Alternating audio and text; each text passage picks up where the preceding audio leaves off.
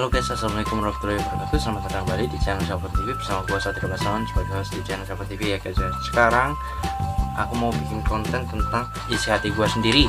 Gua nggak perlu yang namanya sok baik atau sok ya mulia atau gimana. Kalau orang punya sisi jeleknya, utarakan aja, nggak masalah. Semua orang itu nggak ada yang sempurna, oke? Semua orang nggak ada yang sempurna. Yang lebih sempurna itu ya cuma Nabi Muhammad, cuma itu aja. Kita sebagai umat manusia gak ada yang sempurna gitu loh. Oke, sekarang untuk pertanyaan pertama, ini dia, YouTuber sekarang ini menurut opini gue ya sekarang, oke? Untuk YouTuber sekarang norak, nggak tahu malu, goblok, nggak punya kreativitas sama sekali. Dah, alasannya gue ngapa ngasih alasan kayak gitu? Satu hal, kalian pernah lihat sendiri toh, YouTuber sekarang itu pada mencari yang namanya itu fame dan juga mencari nama ya dengan cara hal-hal yang nggak berguna gitu loh, dan hal-hal yang di luar logika dan juga pemikiran kita gitu loh. Aku kasarannya kenapa aku bilang goblok ya, terutama ya YouTuber besarnya juga goblok gitu loh. Semua orang itu kalau ingin melakukan YouTube berkarya ya lakukanlah semaksimal mungkin, bukannya karena untuk aku ini kayak giveaway, kayak ya memberi sesuatu, terus kayak apa itu promosi satu sama lain, beli produk atau gimana gitu. Semuanya enggak seperti itu aslinya, enggak. Contoh YouTuber lama, mereka mengandalkan yang namanya itu kreativitas tinggi dan juga mereka mengandalkan itu yang namanya itu ngerti background, ngerti skrip, ngerti alur, ngerti ceritanya itu seperti apa. Mereka seperti itu. Aku contohnya kayak channel yang terdahulu ya. Oke, channel terdahulu yang gue suka paling suka adalah ya sama kayak video gue yang kemarin itu, yaitu Skin Indonesia 24, Chandra Riau, Reza Roktovian, Last Day Production, dan juga Didi Dika. Ya semua aku suka. Dunia Manji itu aku suka mereka karena mereka itu benar-benar mengikuti konten, benar-benar caranya itu enggak ngikutin apa arusnya YouTube itu, enggak sistem politik, enggak. Mereka itu mengedepankan yang namanya itu kreativitas, oke? Dan yang kedua, yang dikejar oleh YouTuber AdSense. Enggak usah munafik deh, AdSense. Contoh gue juga ya kejar AdSense, bener. Karena orang-orang di mana-mana YouTuber itu pasti kejar AdSense. Buat apa coba kalian itu para YouTuber itu, untuk apa tujuannya? Cuma untuk berkarya, untuk bikin video gitu? Enggak. Contohnya kayak Brahim Furian, bukan YouTuber, tapi dia bikin video terus di dalamnya itu ada iklannya. Itu juga dia termasuk dari YouTuber, dia itu ngejar AdSense gitu loh. Ada nggak sih YouTuber yang subscribernya 1 juta terus di 1 juta itu nggak ada yang namanya iklan gitu? Gue gak berani jamin gitu. Emang ada kayak gitu? Gue kurang tahu. Kalau semuanya ada, tolong komen di bawah ya. Kalau semuanya, aku 99% deh, kalau aku keyakinan gue 99% YouTuber yang punya subscriber sebanyak itu nggak mungkin dia itu nggak naruh iklan. Pasti kebanyakan naruh iklan semua ya. Contohnya kayak Brahim Furian itu, gue nggak mengujar Brahim Furian enggak, tapi dia di thumbnailnya, di banner dia mengatakan bukan YouTuber. Tapi kenapa kok dia ngupload video, terus video tersebut dikasihkan AdSense-nya? Berarti kan dia juga bagian dari YouTuber, dia juga dapat bayaran dari YouTuber gitu loh. Why? Jadi nggak usah munafik. Kalau kalian itu di YouTube itu ngejar aja, nggak usah munafik. Udah ngomong aja semampu kalian, udah ngomong aja sejujur kalian gitu loh. Nggak usah pura-pura menutupi gitu loh, pura-pura kayak suci gitu loh. Nggak usah. Udah, intinya kalian itu sebagai YouTuber, kalian itu bekerja di YouTube untuk apa? Dapat bayaran. Udah gitu. Berarti satu udah kelihatan bahwasanya YouTuber pada mengejar ya apa itu yang namanya AdSense. Udah cukup, itu opini gua, pada ngejar AdSense. Oke? Ketiga, YouTuber yang nggak gua suka. Oke, kalau YouTuber yang nggak gua suka adalah YouTuber yang artis itu. Oke, YouTuber artis, YouTuber sekarang, udah yang artisnya sekarang. Ya kenapa aku lebih nggak suka sama YouTuber artis? Mereka itu sosokan guys. Gua tahu mereka itu kaya, dahulu kaya. kalau para artis itu kenapa udah dapat bayaran di TV, kenapa aku masuk ke YouTube gitu loh?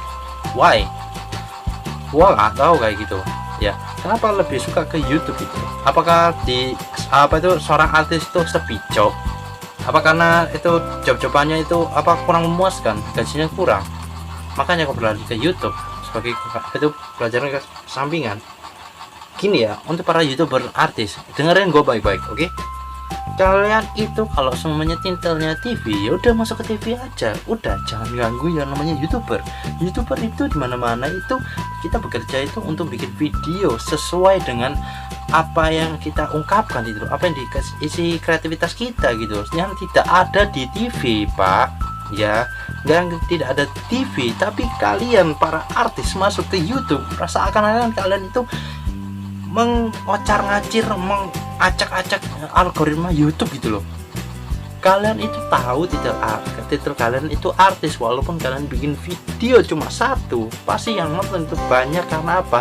Karena tontonan kalian itu adalah fans kalian gitu loh. Makanya algoritma YouTube itu semakin teracak-acak gitu loh, mana yang paling bagus, mana yang paling tren, mana yang paling bisa diikuti gitu loh. Ya karena apa? Karena ketutupan kalian gitu loh, ketutupan kalian bullshit gitu loh. Kalau kalian itu apa itu sepi job atau gimana gitu loh, bullshit. Aku sudah katakan kasarannya, YouTuber yang paling gak aku suka adalah YouTuber artis, YouTuber yang dulunya itu titel artis gitu loh.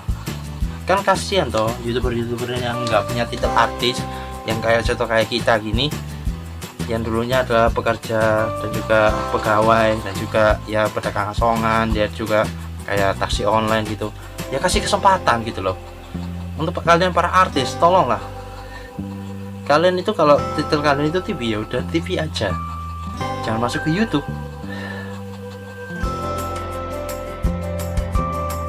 Apa yang membuat YouTuber bikin drama? Yang membuat YouTuber bikin drama itu ya cuma satu, yaitu bikin sensasi. Mereka tahu algoritma YouTube itu seperti apa. Kalau kalian nggak menebarkan sensasi, kalian nggak akan mendapatkan viewer, kalian tidak akan mendapatkan subscriber, kalian tidak akan mendapatkan AdSense dan juga nama gitu.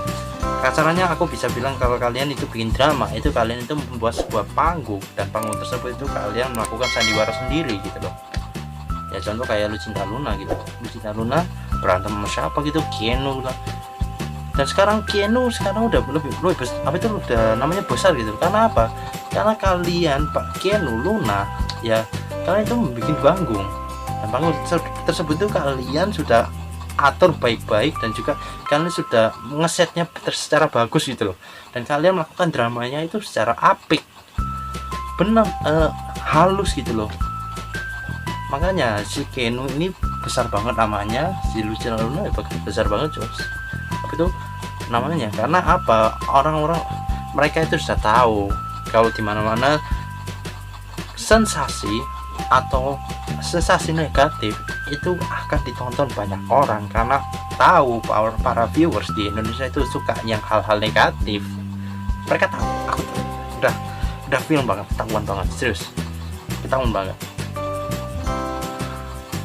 Kalau aku seandainya ya bikin drama sih, aku juga bisa bikin drama. Semua orang juga bisa bikin drama, oke? Tapi aku nggak ada teman mainnya sih. Siapa sih teman-teman gua? Dan juga subscriberku cuma 2000 segini. Apakah bisa nanti bisa masuk ke drama gitu loh? Aslinya aku juga bisa bikin drama. Gue bisa ngucat aja tuh si artis-artis yang sosokan pamer kekayaan, sosokan bikin prank, gembel gitu, gembel terus dikasih uang gitu. Buat apa coba gitu loh? Gue bisa mengucap kayak gitu semua, tapi belum waktunya guys, belum waktunya. Kalau aku sudah merasa waktunya untuk bikin drama gini, oke, akan kulakukan. Oke, intinya kayak gitu. Kenapa youtuber sekarang bikin drama? Karena mereka itu mencari sensasi, mencari nama, oke, mencari panggung sosial guys. Dah, intinya kayak gitu. Udah, itu jawaban gua. Senjata para youtuber. Oke, youtuber mana ini? Youtuber terdahulu apa youtuber baru? Oke, sekarang aku jelasin ya YouTuber lama ya. Kalau senjata baru YouTuber lama itu ya adalah satu, kreativitas mereka dan juga cara pola pikir mereka. Ini bagaimana gitu loh, bikin setnya kayak gini supaya videonya itu belum ada di TV, belum ada di siaran manapun. Kasarannya itu membuat hal baru gitu loh. Itulah namanya YouTuber lama. Tapi kalau untuk YouTuber sekarang, nothing, oke? Nah, nggak sesuai dengan ekspektasi, melainkan realitanya seperti itu. Karena YouTuber baru, YouTuber yang masih baru masuk ke YouTube adalah satu hal, mereka itu punya title, mereka itu punya yang namanya senjata itu ya giveaway. Oke, pembagian barang itu secara cuma-cuma itu. Kalian tahu, kalian tuh kalau semuanya nggak lucu itu pasti gak lucu. Tapi kalian tuh dengan dibumbui dengan pemberian kayak gitu, ya otomatis orang tertawa lah. Lucu banget ya, padahal kalian cuma ngomong TP penyet, tapi mereka tertawa. Lucu banget ya. Oke, terima kasih karena nonton video ini. Gua kasih lo iPhone. Goblok kayak gitu. Tolol. Goblok banget. Pokoknya intinya senjatanya satu. Untuk YouTuber lama adalah kreativitas mereka, dan juga YouTuber baru adalah giveaway, pembagian barang secara cuma-cuma. Apa gue salah ngomong kayak gitu? Nggak salah kan? Ini kan menurut opini gue, karena gue selalu pantengin video YouTube di mana-mana. Oke? Apa yang aku lakuin ketika ada YouTuber yang hujat channel gue? Oke? Ya gue hujat balik lah. Kenapa? Nggak suka? Ya apa ya? Ya gue hujat balik lah. Gue nggak salah apa-apa lo hujat gitu loh. Ya gue nggak salah apapun lo hujat. Ya gue hujat balik. Kenapa lo nggak suka? Kamu nggak suka sama aku gitu. Gue nggak peduli boy, gue nggak peduli. Lo ngehujat gue terserah, gue hujat balik lo ngehujat gue balik juga. Kenapa? Suruh temuan berantem, ayo. Oke? Kan itu kan bisa menaikkan sistem YouTube gue gitu loh. Gue bisa dapet nama, ya, gue bisa dapet nama. Kalian ini melihat video gue ini secara kayak gak sadar, kalian serius kan bahwasanya kok kelakuan gue kayak gini kan, gini. Dadah. Sebenarnya gini guys, itu adalah bentuk dari sindiran gue guys, bentuk dari sindiran gue sama YouTuber baru sekarang, YouTuber artis itu loh. Ya udah, lanjut balik ke topik. Nah, kalau misalnya ada YouTuber yang ngehujat gue, ya udah gue hujat balik. Kenapa? Kalau semuanya ada di mana, nanti gue bikin klarifikasi, udah fine, aman. Gue di mana-mana YouTuber sekarang itu ya bikin sesuatu negatif dulu, negatif tersebut itu langsung viral. Kalau sudah viral ya sudah viral, langsung bikin klarifikasi, udah fine. Cara YouTuber sekarang itu memang apik dan juga licik gitu loh caranya gitu ya. Contoh kayak Ferdian Paleka, dia kan bikin YouTuber sampah, terus dia dihujat, terus dia masuk ke polisi, nggak sampai setahun loh langsung dia keluar. Dan setelah dia keluar, dia bikin klarifikasi. Bener-bener gue nggak bisa katakan apapun lah. Siapa aku? Gue cuma manusia biasa. Saya hanya orang-orang ya, tipe-tipe orang biasa gitu ya. Kalau keseharian gue cuma kerja, keseharian gue juga makan, keseharian gue juga mandi, keseharian gue juga apapun itu, sama hidupin istri gue gitu. Gue juga sama orang biasa gitu loh. Kalau dibilang YouTuber, belum gue katakan YouTuber. Karena apa? Apakah aku masih melihat perkembangan di YouTubeku. Sementara di YouTubeku ini aku pantengin terus perkembangannya, semakin lama kok semakin menurun ya gitu kasarannya itu. Dan dulunya awalnya mereka datang terus tiba-tiba mereka menghilang, entah gue kurang tahu. Gue cuma orang biasa, gue juga punya dosa, gue juga punya yang namanya itu sisi negatif. Gue sama seperti kalian gitu. Aku sama seperti kalian, ya makan tidur ya tidur di kasur, makannya pakai piring, ikannya ikan tahu tempe atau enggak ikan lauk gitu loh. Kalau nongkrong ya minum kopi, ngandelin HP gitu. Gua sama seperti kalian gitu loh. Oke. Jadi siapakah aku? Aku adalah manusia biasa. Aku juga punya dosa. Dah. Dan yang terakhir,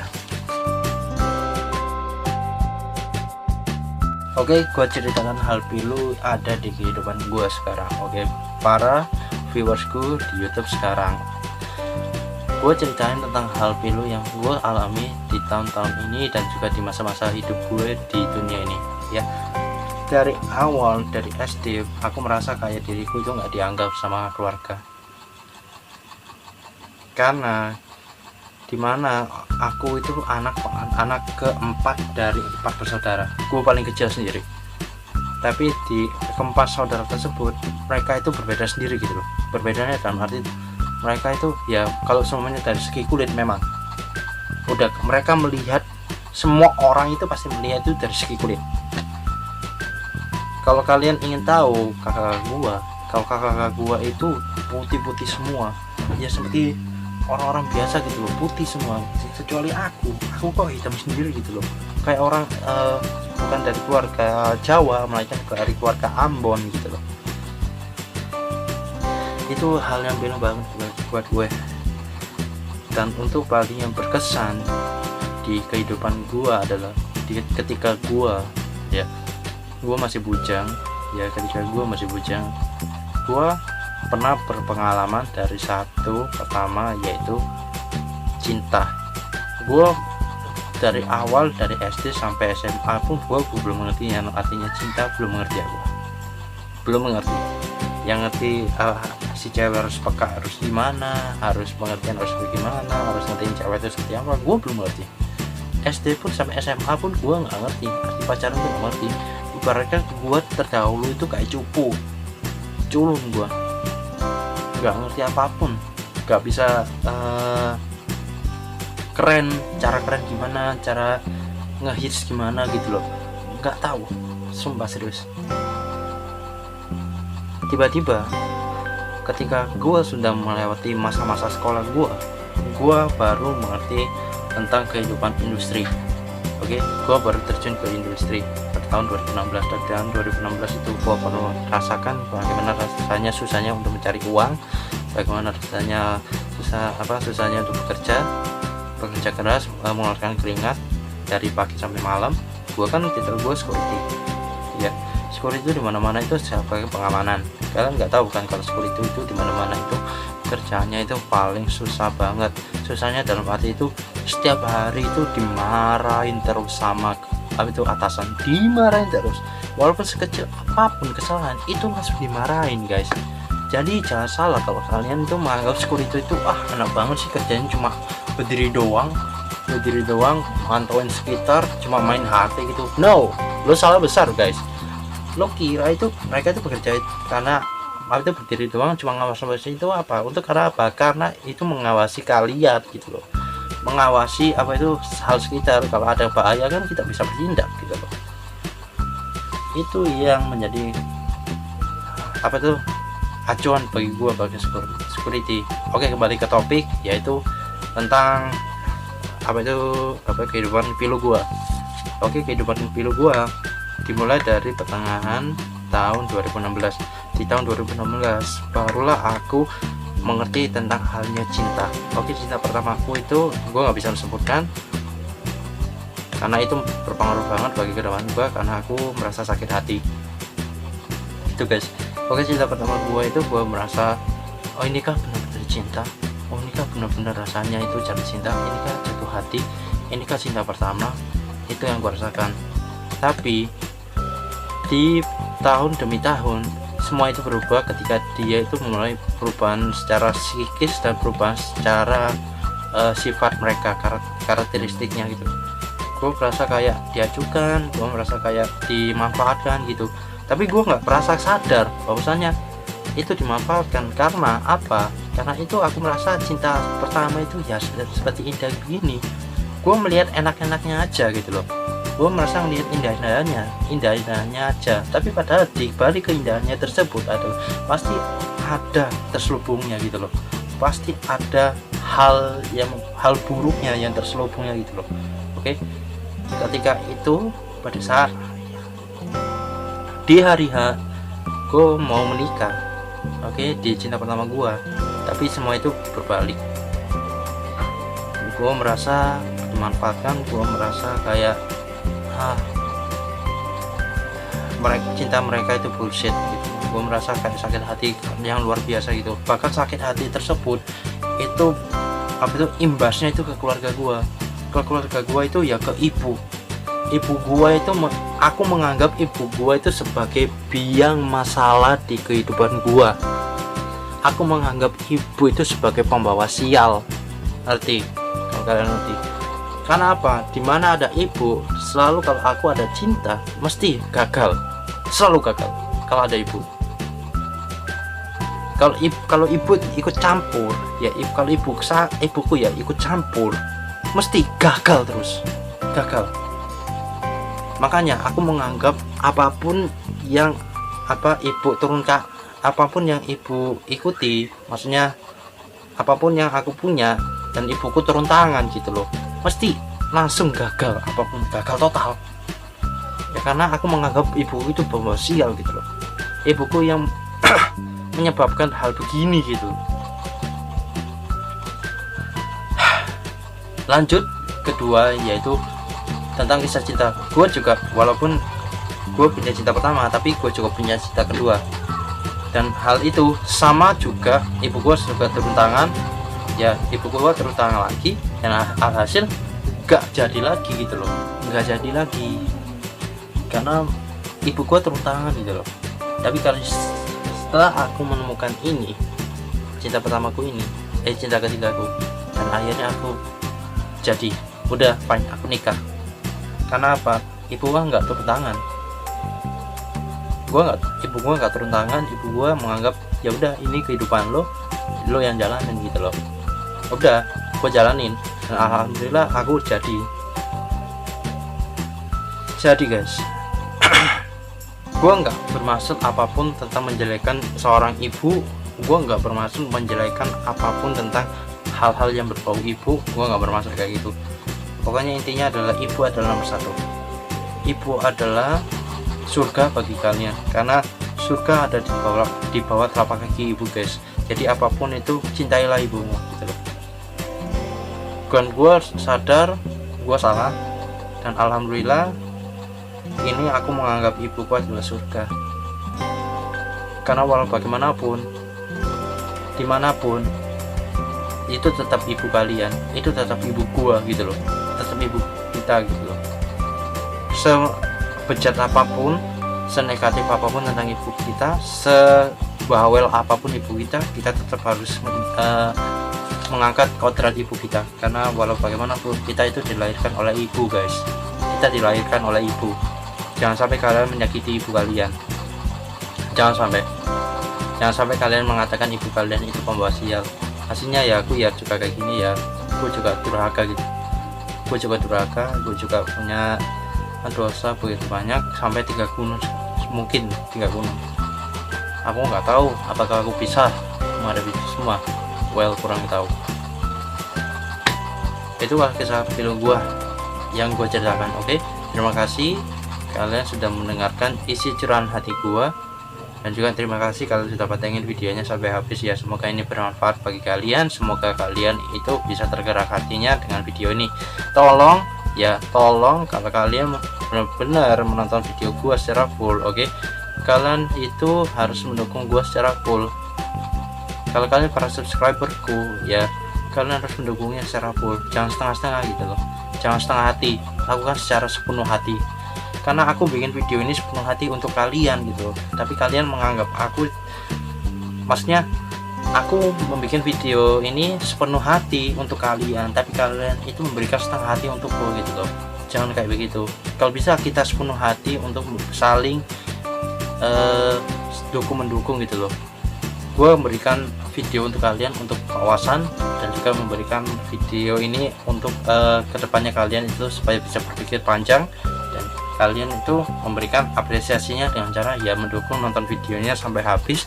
Jangan lupa nanti di share dan jangan lupa subscribe. Oke, ya udah, gue Satria Pasawan pamit diri. See you next time video. Assalamualaikum warahmatullahi wabarakatuh.